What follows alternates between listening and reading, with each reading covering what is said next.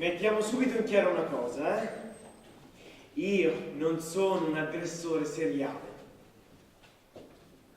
Sì, sono vissuto in una famiglia in cui mio padre picchiava mia madre, mio zio picchiava mia zia. La figura dell'uomo era quella del padre padrone, direbbe uno psichiatra.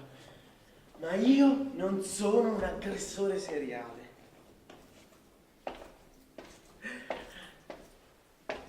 Quando è successo il fatto, io per primo ho chiesto aiuto, ma non per me, ve l'ho già detto, io non sono un aggressore seriale.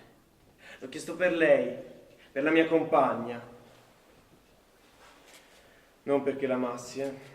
Sì, mi ero abituato alla sua presenza in casa, ma come si fa con un cane, con un gatto? E in più un gatto non ti rompe i coglioni la sera, quando torni da lavorare stanco, stressato. Non ti dice lava i piatti, guarda il bambino, metti a posto.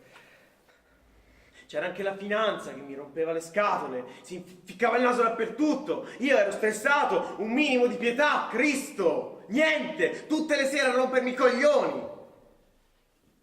Ah, ma io l'avevo avvertita, gliel'avevo detto. Se continui così, finisci male. L'avevo minacciata, ma lei era dura.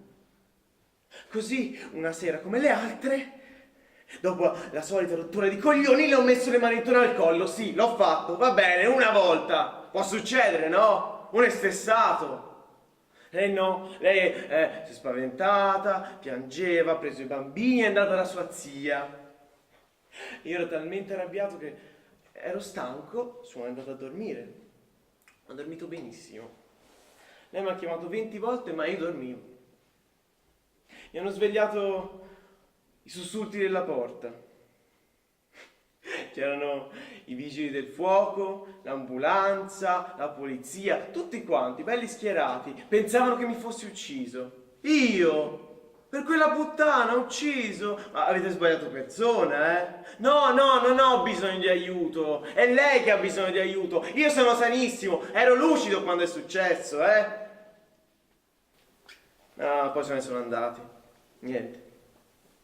Una settimana dopo è tornata, tutto come prima. Dove volevate che andasse? 2 bambini senza lavoro.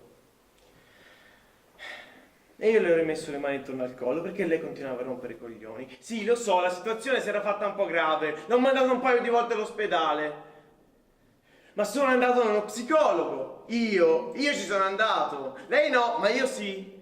Mi diceva crea il dialogo e io lo creavo il dialogo, ma lei mi diceva cose che io non avevo fatto e non si ricordava di cose che gli avevo fatto, tipo, non lo so, il braccialettino di Tiffany quando ti ho rotto la gamba, no, quello non te lo ricordi, l'anellino di diamanti per lo zigomo frantumato, no, ma quello è della nonna, sì, l'ho comprato 2 anni, 1200 euro, quelli non se li ricordano.